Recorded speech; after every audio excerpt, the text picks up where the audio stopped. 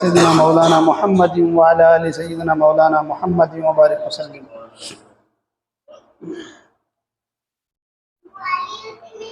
الحمد لوليه والصلاة على نبيه محمد وآله وأصحابه أجمعين.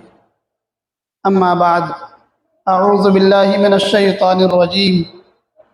بسم الله الرحمن الرحيم. ولا تنكحوا ما نكح آباؤكم من النساء إلا ما قد سلف إنه كان فاحشة ومقتا وساء سبيلا. حرمت عليكم أمهاتكم وبناتكم وأخواتكم وعماتكم وخالاتكم وبنات الأخ وبنات الأخت وأمهاتكم اللاتي أرضعنكم وأخواتكم من الرضاعة وأمهات نسائكم وربائبكم اللاتي في حجوركم من نسائكم اللاتي دخلتم بهن فإن لم تكونوا دخلتم بهن فلا جناح عليكم وحلائل أبنائكم الذين من أصلابكم وأن تجمعوا بين الأختين إلا ما قد سلف إن الله كان غفورا رحيما.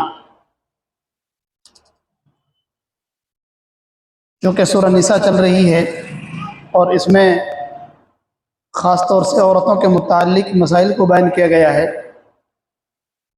نکاح ہے، طلاق ہے، مہر ہے، اسی طریقے سے میراث ہے. اب اللہ تبارک و تعالیٰ اس آیت میں بیان فرما رہے ہیں کہ جن عورتوں سے تمہارے باپ دادا پرداداؤں نے نکاح کر لیا ہے وہ عورتیں تمہارے باپ کی منکوحہ ہو گئی ہیں، تم ان سے نکاح مت کرو. اس سے پچھلی آیت میں بھی یہ بات بتائی گئی تھی کہ زمانہ جاہلیت میں لوگوں میں دستور تھا کہ اپنی سوتیلی ماں سے بیٹا نکاح کر لیا کرتا تھا. باپ کا انتقال ہو گیا، سوتیلی ماں ہے، وراثت میں جس طریقے سے باپ کے مرنے کے بعد اولاد کو مال ملا ہے، اسی طریقے سے سوتیلی ماں کو بھی لوگ مال سمجھتے تھے اور وراثت میں اس کو لے لیا کرتے تھے. پھر اس کو باہر جانے کی اجازت نہیں ہوتی تھی، گھر کے اندر اس کو قید رکھا جاتا تھا، یا تو خود بیٹا اس کا نکاح کر لیتا تھا سوتیلی ماں سے، یا کوئی اور وارث اس سے نکاح کر لیتا تھا تاکہ یہ اور دوسری جگہ پر جا کر نکاح نہ کرے، اور گھر کے اندر اس کو قید کر کے رکھا جاتا تھا. حالانکہ اس زمانے میں بھی اس نکاح کو نکاح مقت یعنی اللہ تبارک و تعالیٰ کے غصے کا سبب اور برا نکاح سمجھا جاتا تھا، لیکن عادت اور دستور ان کے اندر رواج تھا مستقل. گرچہ لوگ اس نکاح کو برا سمجھتے تھے اس زمانے میں بھی، لیکن کوئی چیز عادت بن جاتی ہے، رواج میں آ جاتی ہے، رسم بن جاتی ہے، تو لوگ اس کو پھر کرتے ہی ہیں. اسی طریقے سے سوتیلی ماں سے نکاح کرنا یا اس کو گھر کے اندر قید کر کے رکھنا تاکہ دوسری جگہ نکاح نہ کر سکے اور اسے جو مال ملا ہے وہ مال ہمارے پاس ہی رہ جائے، یہ لوگوں کی عادت اور رواج بن چکا تھا. اللہ تبارک و تعالیٰ نے فرمایا وَلَا تَنْكِحُوا مَا نَكَحَ آبَاؤُكُم مِّنَ النِّسَاءِ، تم ان عورتوں سے نکاح مت کرو جن عورتوں سے تمہارے باپ نے نکاح کر لیا ہے. باپ کے اندر تمام اصول آ گئے، باپ ہے، دادا ہے، پردادا ہے، یعنی سوتیلی ماں سے تم نکاح مت کرو. إِلَّا مَا قَدْ سَلَفَ، مگر جو اب تک ہو چکا سو ہو چکا. قرآن کی آیت بھی اشارہ کر رہی ہے کہ پہلے ایسا ہوتا تھا اور لوگ اس کو رواج دے کر جائز سمجھتے تھے. اللہ نے فرمایا جو پہلے ہو چکا ہے سو ہو چکا ہے، لیکن اب قرآن آ چکا ہے، اسلام نے اس پر آ کر پابندی لگائی کہ سوتیلی ماں سے نکاح جائز نہیں ہے. إِنَّهُ كَانَ فَاحِشَةً وَمَقْتًا، یقیناً ایسا کرنا یعنی سوتیلی ماں سے نکاح کرنا یہ بے حیائی کا کام ہے، ومقتاً اور اللہ تبارک و تعالیٰ کا قہر اور غصے کا ذریعہ ہے، وساء سبیلا اور برا راستہ ہے. قرآن مجید میں صاف طور پر یہ کہہ دیا گیا کہ جن عورتوں سے تمہارے باپ نے نکاح کیا ہے تم ان عورتوں سے نکاح نہیں کر سکتے، چاہے نکاح کے بعد والد صاحب سے باپ میاں بیوی میں دونوں میں ملاقات ہوئی ہو یا نہ ہوئی ہو. مطلق نکاح ہو گیا تب بھی جمہور علماء فرماتے ہیں پھر اس سے نکاح بیٹے اور اولاد نہیں کر سکتے. حرمت علیکم امہاتکم وبناتکم واخواتکم وعماتکم وخالاتکم. اللہ تبارک و تعالیٰ یہاں سے ان عورتوں کا اور خاص طور سے محرمات کا تذکرہ فرما رہے ہیں کہ جن سے نکاح حرام ہے، اور نکاح جن سے حرام ہوتا ہے وہ 3 طرح کے رشتے ہوتے ہیں۔ ایک تو نسبی رشتہ ہے، خون کا رشتہ، دوسرا رشتہ ہے رضاعت کا رشتہ یعنی دودھ کا رشتہ، اور تیسرا رشتہ ہوتا ہے سسرالی۔ یہ تینوں رشتے ایسے ہیں کہ ان کے ذریعے سے کچھ عورتوں سے نکاح کرنا حرام ہے۔ قرآن مجید میں اللہ تبارک و تعالیٰ نے فرمایا حرمت علیکم امہاتکم، حرام کر دی گئی ہیں تمہارے اوپر تمہاری مائیں، وبناتکم تمہاری بیٹیاں، واخواتکم تمہاری بہنیں، وعماتکم تمہاری پھپھوئیں، وخالاتکم تمہاری خالائیں، وبنات الاخ تمہاری بھتیجی یعنی بھائی کی بیٹی یعنی بھتیجی، وبنات الاخت بہن کی بیٹی یعنی بھانجی، وامہاتکم اللاتی ارضعنکم اور تمہاری وہ مائیں جن ماؤں نے تمہیں دودھ پلایا ہے، وبنات الاخت یعنی بھانجی تک تو اس سے مراد تھی نسبی رشتے حرام ہو گئے۔ اس میں کون کون سے آ گئی؟ ماں، بیٹی، بہن، پھپھو، خالہ اور بھتیجی اور بھانجی، یہ ٹوٹل ہو گئی 7 عورتیں۔ کتنی ہو گئی؟ 7۔ ماں، بیٹی، بہن، پھوپھی، خالہ، بھتیجی اور بھانجی، یہ 7 عورتیں ہوئی۔ جس طریقے سے نسبی رشتے میں یہ 7 طرح کی عورتیں حرام ہیں اور ان سے نکاح زندگی بھر کبھی بھی قیامت تک نہیں ہو سکتا، اسی طریقے سے رضاعت کے ذریعے سے بھی اس طریقے کی 7 عورتیں حرام ہو جائیں گی۔ رضائی ماں، رضائی بیٹی، رضائی بہن، رضائی پھپھو، رضائی خالہ، رضائی بھتیجی اور رضائی بھانجی۔ دودھ پلانے جس سے دودھ سے رشتے حرام ہوتے ہیں۔ تفصیل یہ سمجھیے کہ جو اللہ نے فرمایا کہ تمہاری مائیں تمہارے اوپر حرام ہے، اس سے مراد ماں بھی ہے، دادی اور نانی بھی اس میں شامل ہے، دادی اور نانی بھی اس میں شامل ہے۔ اسی طریقے سے آگے فرمایا تمہاری بیٹی سے مراد اس میں پوتی اور نواسی بھی آ گئی ہے، اس میں پوتی اور نواسی بھی آ گئی۔ وَأَخَوَاتُكُمْ تمہاری بہنیں، اور بہنوں کے اندر بہن چاہے وہ اللاتی ہوں، اخیافی ہوں یا عینی ہوں، تینوں طرح کی بہنیں۔ یہ بات پہلے بھی بتائی تھی، عینی، اللاتی اور اخیافی کس کو کہتے ہیں؟ عینی ان بہنوں کو کہا جاتا ہے جو بہن سگی ہوں، جن کے ماں باپ ایک ہوں، ماں شریک باپ شریک دونوں، اس کو کہتے ہیں سگی بہن عینی۔ اللاتی اس کو کہا جاتا ہے ماں الگ الگ ہے دونوں کی اور باپ ایک ہے، اللاتی۔ اخیافی ان بہنوں کو کہا جاتا ہے ماں شریک ہے، باپ الگ الگ ہے، ماں ایک ہے اور باپ الگ الگ ہے۔ تو تینوں طرح کی بہنیں اس میں شامل ہیں، چاہے وہ عینی ہوں، اللاتی ہوں یا اخیافی ہوں، ان سے قیامت تک نکاح نہیں ہو سکتا۔ وَعَمَّاتُكُمْ اور تمہاری پھپھوئیں تمہارے اوپر حرام ہیں، پھپھوؤں کے ساتھ ساتھ ان کی بیٹیاں بھی اس میں شامل ہیں۔ وَخَالَاتُكُمْ اور تمہاری خالائیں تمہارے اوپر حرام ہیں۔ اسی طریقے سے بھتیجی اور بھانجی بھی، ان سے بھی رشتہ، ہاں پھپھو کی بیٹیاں، پھپھو کی بیٹی سے نکاح ہو سکتا ہے۔ پھپھو کے ساتھ ساتھ خالائیں اور بھتیجی، پھپھو کی اور ماما کی بیٹی تو محرم نہ آتی، وہ غیر محرم ہے، ان سے نکاح ہو سکتا ہے۔ اسی طریقے سے یہی 7 رشتے رضاعت سے بھی حرام ہو جائیں گے۔ وَأُمَّهَاتُكُمُ اللَّاتِي أَرْضَعْنَكُمْ اور تمہاری وہ مائیں جنہوں نے تم کو دودھ پلایا ہے، وہ بھی تمہارے اوپر حرام کر دی گئی ہیں۔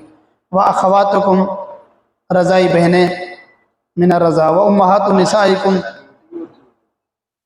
آگے اللہ تعالیٰ نے فرمایا تمہاری بیویوں کی مائیں یعنی ساس بھی تمہارے اوپر حرام ہے، اور یہ ساس سے بھی رشتہ حرمت ابدی ہے، یعنی قیامت تک رشتہ نہیں ہو سکتا۔ مامی اور پھوپھی کو آپ نے بتایا، خالہ کی بیٹی، خالہ کی بیٹی سے نکاح ہو سکتا ہے۔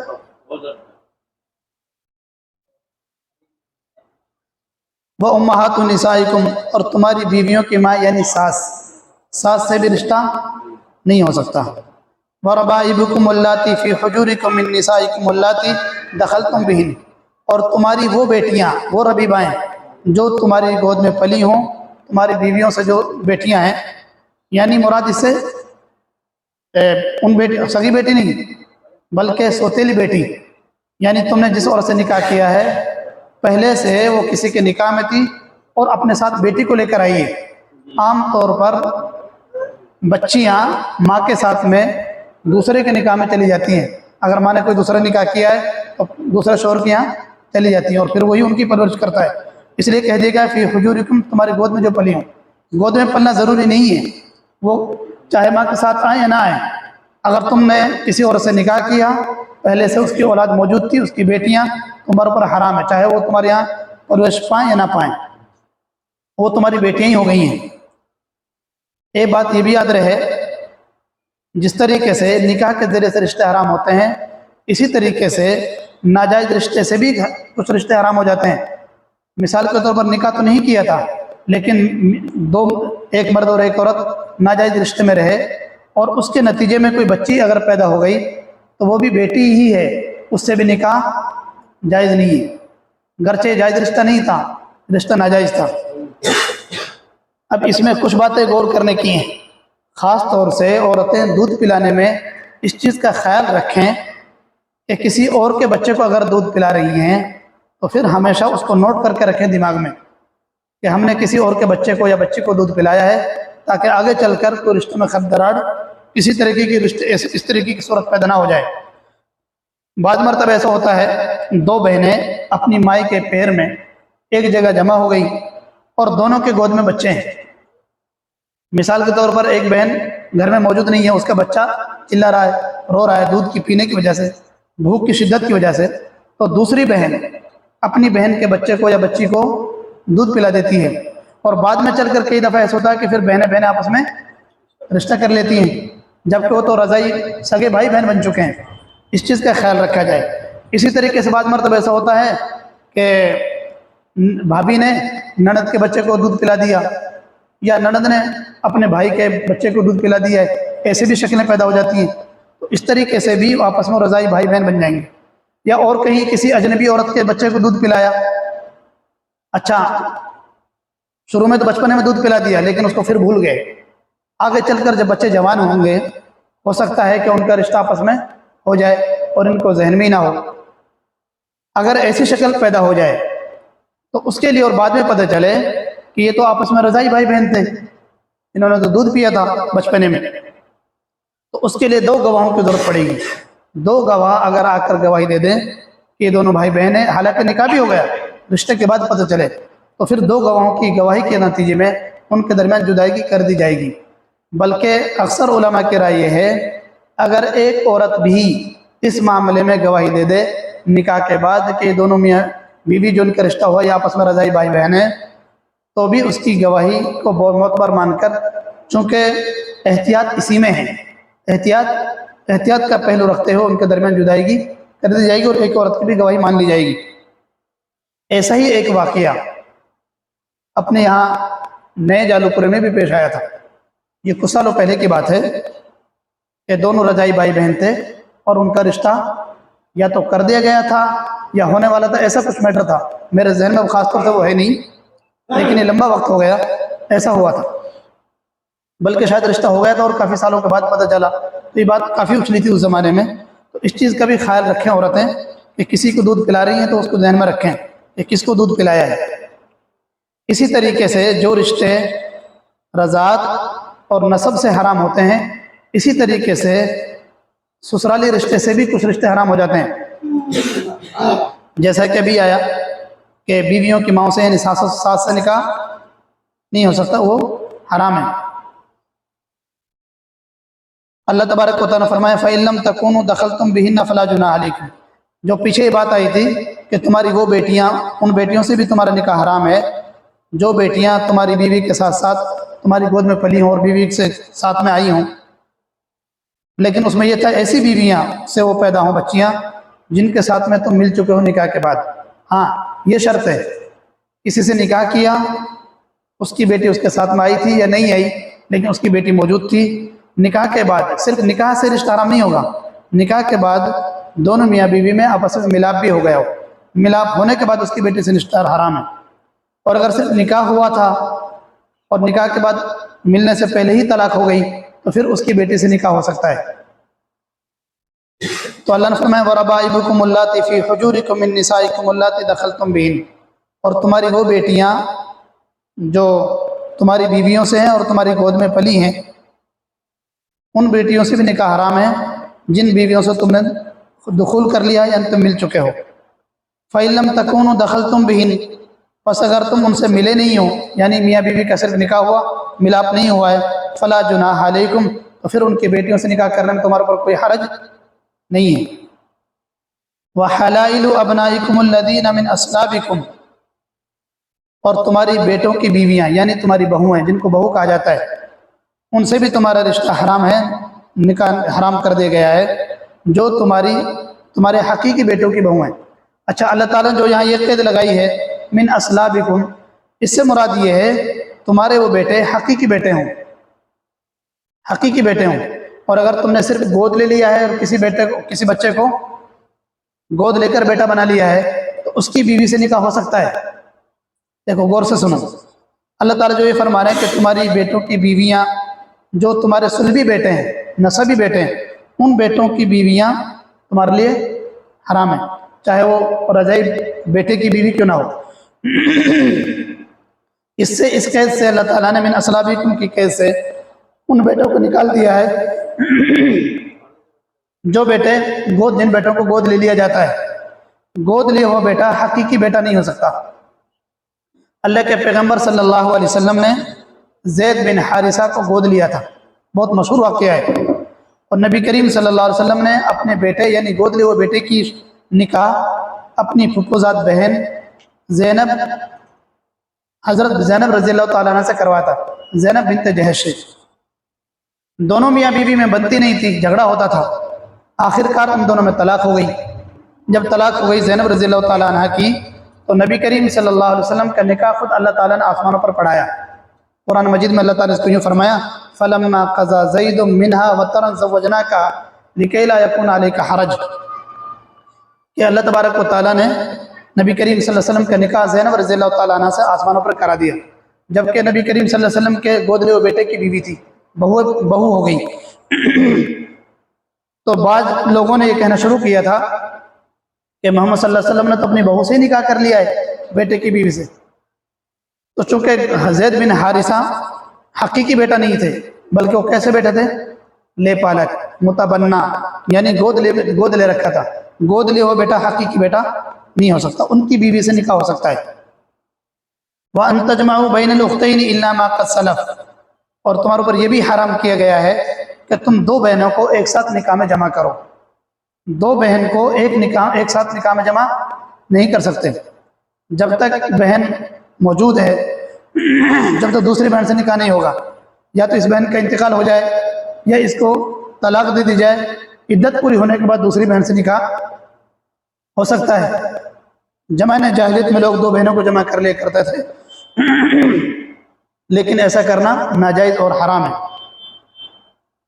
دو بہنوں کو جمع نہیں کر سکتا۔ اس میں یہ بھی بات یاد رہے، ایسی دو عورتیں حرام ہیں ایک ساتھ جمع کرنا، اگر ان میں سے ایک کو مرد اور دوسری کو عورت قرار دیا جائے تو ان کا آپس میں نکاح نہ ہو۔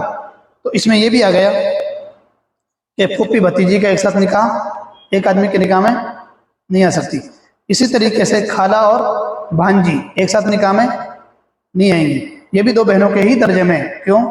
اس لیے کہ اگر ان میں سے ایک کو مرد اور ایک کو عورت مانا جائے تو آپس میں ان دونوں کا نکاح نہیں ہوگا۔ پھوپھی بھتیجی ہیں تو ایک چاچا اور ایک بھتیجی ہو جائے گی، خالہ اور بھانجی ہیں تو اگر ایک کو مرد مانا جائے تو اس کیا ہو جائیں گی، پھر وہ بھی بھتیجی اور چاچا بن جائیں گے۔ تو اس لیے ایسی دو عورتوں کو نکاح میں نہیں لا سکتے کہ جن میں سے اگر ان میں سے ایک کو مرد مان لیا جائے اور ایک کو عورت مانا جائے تو ان کا آپس میں نکاح حرام ہو۔ الا ما قد سلف، اللہ نے فرمایا مگر جو اب تک ہو چکا سو ہو چکا، لیکن اب آگے پابندی ہے۔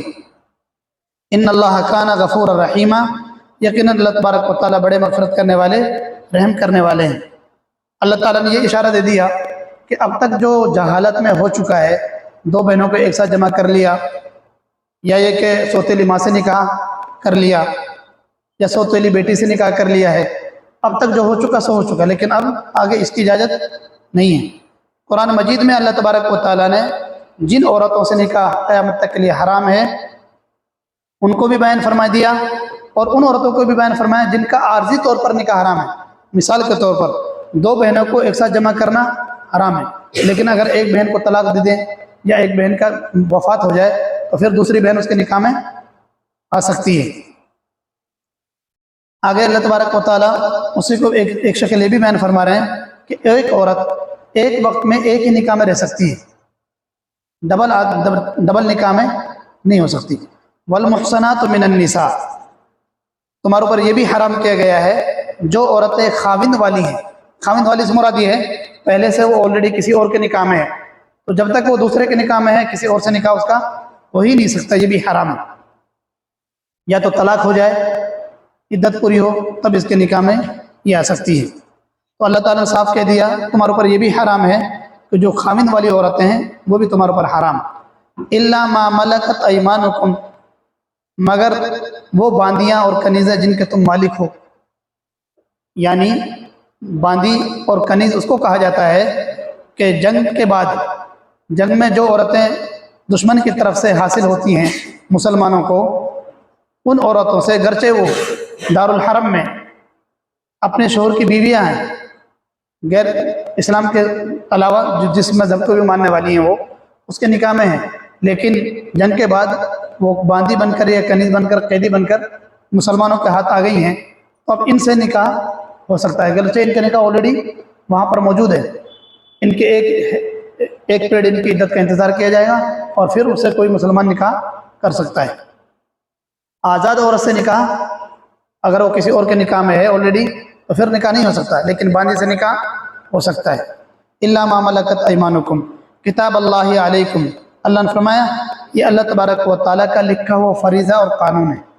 جتنی بھی یہ چیزیں آئی ہیں جو اللہ تعالیٰ نے محرمات ابدیہ عورتوں کو جو بیان فرمایا کہ کون کون سی عورتیں تمہارے اوپر حرام ہیں، اسی سے یہ بات بھی ثابت ہو گئی کہ اس میں محرم بھی آ گئے کہ پردہ کن کن سے کرا جائے گا اور کن سے نہیں کیا جائے گا۔ اللہ تبارک و تعالیٰ نے قرآن مجید کی اس آیت کے اندر محرمات کو بیان فرمایا، جو عورتیں جن عورتوں سے نکاح حرام ہے، اور اللہ تعالیٰ نے بھی کہا یہ اللہ کا قانون ہے، اس پر عمل کرنا لازم اور ضروری ہے، اس کے خلاف نہیں کر سکتے۔ وَأُحِلَّ لَكُم مَّا وَرَاءَ ذَلِكُمْ، اس کے علاوہ جتنی بھی عورتیں ہیں جو بیان عورتوں کا آیا، ان کے علاوہ جو عورتیں ہیں ان سے تمہارے لیے وہ تمام عورتیں تمہارے لیے حلال ہیں۔ وَأُحِلَّ لَكُم مَّا وَرَاءَ ذَلِكُمْ، اس کے علاوہ جو بھی عورتیں ہیں وہ تمہارے لیے حلال کر دی گئی ہیں۔ ان تبتغوا باموالکم محسنین غیر مسافحین، تم ان عورتوں کو اپنے مالوں کے ذریعے سے نکاح کے قید میں لا کر حاصل کرو، یعنی ان عورتوں کے علاوہ ماں، بیٹی، بہن، پھپھو، خالہ، بھتیجی، چاہے وہ رضائی ہوں یا نسبی ہوں، ان عورتوں کے علاوہ جو اوپر بیان پچھلی آیتوں میں آئی ہیں، جتنی بھی دنیا کی عورتیں ہیں ان سے تمہارا نکاح حلال ہے، تم ان عورتوں کو نکاح کے قید میں لا کر تم ان سے نکاح کر سکتے ہو۔ لیکن اللہ تعالیٰ نے یہاں یہ قید لگائی محسنین، کہ نکاح کے ذریعے سے تم ان کو حاصل کرو، بغیر نکاح کے نہیں، غیر مسافحین، محض شہوت رانی کے لیے نہ ہو بلکہ گھر بسانے کی نیت ہو۔ کیا نیت ہو؟ نکاح کیا جائے، نکاح کے ذریعے سے تم ان عورتوں کو حاصل کرو، محض شہوت رانی کے لیے نہیں۔ فَمَسْتَمْتَعْتُمْ بِهِ مِنْهُنَّ فَآتُوهُنَّ أُجُورَهُنَّ فَرِيضَةً، پس تم ان کو فائدہ حاصل کرو ان عورتوں سے ان کا مہر مقرر دے کر، یعنی جب تم ان سے نکاح کر رہے ہو تو ان کا مہر مقرر کرو اور عقد نکاح کے ذریعے سے اپنے ان کو نکاح میں لاؤ اور پھر تم ان سے فائدہ حاصل کرو۔ فَمَا اسْتَمْتَعْتُمْ بِهِ مِنْهُنَّ فَآتُوهُنَّ أُجُورَهُنَّ فَرِيضَةً، پس تم ان عورتوں سے مہر کے بدلے میں فائدہ حاصل کرو، تو تم ان کو مہر دو، ان کا مقررہ مہر، جو مقرر مہر کر دیے گئے ہیں اس مہر کو ادا کر کر تم ان سے فائدہ حاصل کرو۔ اللہ تعالیٰ نے یہاں نکاح کی بھی قید لگائی کہ نکاح کے ذریعے سے تمہارے لیے عورتیں حلال ہوں گی، اور نکاح کے ساتھ ساتھ مہر کا بھی بیان فرما دیا کہ تمہیں مہر بھی ادا کرنا ہے۔ وَلَا جُنَاحَ عَلَيْكُمْ فِي مَا تَرَاضَيْتُمْ بِهِ مِن بَعْدِ الْفَرِيضَةِ، اور تمہارے اوپر کوئی حرج نہیں ہے کہ تم نکاح کے بعد یعنی مہر جو مقرر کر لیا گیا ہے، مقررہ مہر کے بعد آپسی رضامندی سے نکاح کے بعد بھی تم مہر کے اندر کمی زیادتی کر سکتے ہو، تو اس میں اوپر تمہارے اوپر کوئی حرج نہیں۔ مثال کے طور پر نکاح ہوا اور نکاح کا مہر مقرر ہو گیا تھا، متعین ہو گیا کتنا مہر ہے، اس کے بعد دونوں میاں بیوی میں اچھی بن رہی تھی تو میاں بیوی نے آپس کے مشورے سے مہر کے اندر کمی یا زیادتی کر لی تو یہ جائز ہے، آپسی رضامندی سے میاں بیوی مہر زیادتی کر سکتے ہیں۔ زیادہ کتنا کریں اس کی حد کوئی متعین نہیں ہے، بلکہ اللہ تعالیٰ نے تو یہ فرمایا اگر تم سونے کا خزانہ بھی دینا چاہو تو مہر کے اندر ادا کر دے سکتے ہو۔ وَلَا جُنَاحَ عَلَيْكُمْ فِيمَا تَرَاضَيْتُمْ بِهِ مِن بَعْدِ الْفَرِيضَةِ، اور تمہارے پر کوئی حرج نہیں ہے اس بات میں کہ تم مقرر مہر کے بعد بھی آپسی رضامندی سے مہر کے اندر کمی یا بیشی کرو۔ ان اللہ کان علیما حکیما، یقیناً اللہ تبارک و تعالیٰ خوب اچھی طرح جاننے والے ہیں اور حکمتوں والے ہیں۔ اللہ تبارک و تعالیٰ نے قرآن مجید کے ذریعے سے صاف طور پر جن عورتوں سے قیامت تک کے لیے حرام ہے نکاح ان کو بھی بیان فرمایا، اور جن عورتوں سے نکاح عارضی طور پر حرام ہے ان کو بھی بیان فرمایا۔ مثال کے طور پر عارضی کیسے کہ آلریڈی کسی کے نکاح میں کوئی عورت ہے تو اس سے دوسرا نکاح نہیں کیا جا سکتا، ایک عورت ایک وقت میں ایک ہی نکاح میں رہے گی، اور اگر کسی عورت نے پہلے شوہر سے طلاق لیے بغیر کسی اور سے نکاح کر بھی لیا تب بھی نکاح منعقد نہیں ہوگا۔ ایسا بھی ہوتا ہے کئی دفعہ کہ سامنے والے قاضی صاحب کو دھوکہ دے کر عورت مرد آتے ہیں اور پوری بات بتاتے نہیں ہیں اور نکاح کروا لیتے ہیں، اور پھر بڑے خوش ہوتے ہیں کہ ہم تو نکاح کے بعد رہ رہے ہیں، یہ غلط طریقہ ہے۔ ایسا ہی ایک واقعہ کچھ دنوں پہلے ہمارے سامنے بھی آیا۔ انور بھائی اس دن میرے آفس میں بیٹھے ہوئے تھے، دلی سے وہ یہاں آ گئے اور کم سے کم کئی مہینوں سے شاید غالباً وہ ساتھ رہ رہے تھے۔ اب جا کر ان کو نکاح کی سوجی کہ نکاح کرنا چاہیے، تو نکاح کے لیے ہمارے پاس وہ پہنچ گئے۔ شروع میں تو بات بتائی نہیں، لیکن جب ہم نے ان کی تحقیق کری، میں نے بھی ان کا اچھی طریقے سے ریمانڈ لیا، ساری باتیں پوچھی، کیسے آئے ہو کیسا، تب راز کھلا آلریڈی اس کے پہلے والے شوہر سے ایک بچی موجود ہے، اس نے رات میں پیٹا تھا، رات میں اپنے گھر سے نکال دیا، تو یہ نکل کر دوسرے لڑکے کے پاس آ گئی اور یہاں جے پور میں کئی مہینوں سے ساتھ رہ رہے تھے، اور اب ان کو نکاح کرنا تھا جبکہ پہلے شوہر نے طلاق ہی نہیں ہے۔ جب پہلے شوہر نے طلاق دی نہیں ہے تو نکاح کیسے ہوگا؟ ہم نے ان کو واپس کر دیا۔ تو ایسا بھی کبھی کبھی ہوتا ہے، ایک عورت ایک وقت میں ایک ہی نکاح میں رہے گی، دوسرے نکاح میں نہیں جا سکتی، یا طلاق لے لے، طلاق نہیں مل رہی تو خلا لے لے، خلا نہیں مل رہا تو اپلیکیشن دے اور نکاح کو فسخ کروائے۔ اسلام نے اختیار دیا ہے کہ عورت خلا کے ذریعے سے طلاق لے سکتی ہے اگر پہلے والے شوہر سے پریشان ہے تو، لیکن نکاح کے ذریعے سے ہی رہیں، اسی میں عزت ہے، اسی میں عصمت اور پاک دامنی ہے۔ اللہ تعالی ہم سب کو عمل کی توفیق عطا فرمائے۔ سبحان اللہ و بحمدہ۔